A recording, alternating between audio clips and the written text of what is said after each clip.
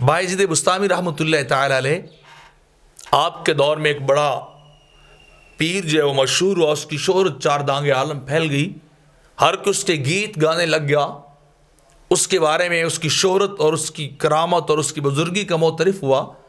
تو آپ کے دل کے اندر بھی شوق پیدا ہوا کہ میں بھی جاؤں اور اس اللہ والے کا جا کے دیدار کروں، اس کی زیارت سے مشرف ہوں۔ تو آپ اپنے گھر سے، اپنے شہر سے اس اللہ والے، اس ولی، اس پیر کی زیارت کو تشریف لے گئے۔ تو جب آپ اس کے قریب گئے تو آپ نے اسے دیکھا کہ اس نے کعبۃ اللہ کی طرف منہ کر کے تھوکا۔ تو بایزید بستامی اسی وقت وہیں سے پیچھے پلٹے اور اپنے گھر کی طرف چل پڑے۔ تو لوگوں نے آپ سے پوچھا، حضرت آپ اس اللہ والے اور پیر اور شیخ کا دیدار کرنے گئے تھے، آپ نے دیدار کیوں نہیں کیا، واپس کیوں پلٹ آئے ہیں؟ تو آپ فرمانے لگے، اگر یہ شریعت محمدیہ کو جانتا، اگر اسے دین کا پتہ ہوتا تو یہ پیر کبھی بھی بیت اللہ کی طرف منہ کر کے تھوکتا نہ۔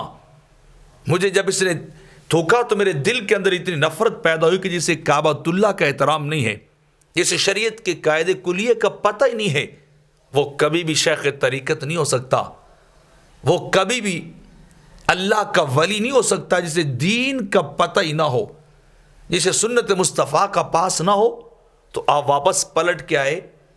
تو اسی رات جب آپ سوئے تو خواب میں مدینے کے سلطان تشریف لائے، میرے آقا تشریف لائے اور دیدار عطا فرمایا اور فرمایا، بایزید ہم تیری اس بات سے بڑے خوش ہوئے ہیں کہ تو نے شریعت محمدیہ کا پاس کیا ہے، احترام کیا ہے، کعبۃ اللہ کا احترام کیا ہے، اور تو پلٹ کے واپس آیا، تو نے اس شخص کی زیارت نہیں کی جس کی شہرت ہر طرف پھیلی ہوئی ہے۔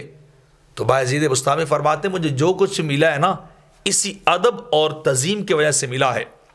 مجھے جتنا بڑا بھی مقام ملا ہے وہ شریعت مصطفی کے احترام اور ادب اور سنت مصطفیٰ کے عمل کی وجہ سے ملا ہے۔